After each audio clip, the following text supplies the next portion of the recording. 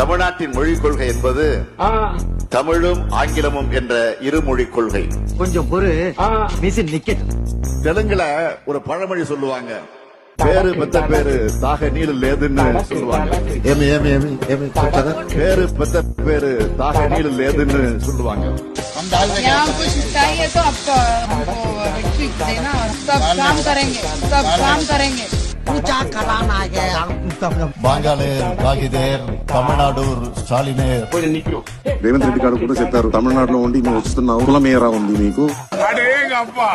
உடனே நான் அது தாளம் பிடிப்பேன். ప్రేంబోరా నమస్కార్ హజార్ మైల్ దూర్ దేఖే என்ற பிரியப்பட்ட மலையாளிகளுக்கு இருதயம் நிறைஞ்ச ஓணாசம்சகள். 5 வருஷம் படிக்கிறோம், இங்க வந்து தமிழை கத்துக்கிட்டு நம்ம வீடு கட்டி தரோம், குக்கூஸ்கள் வரோம்.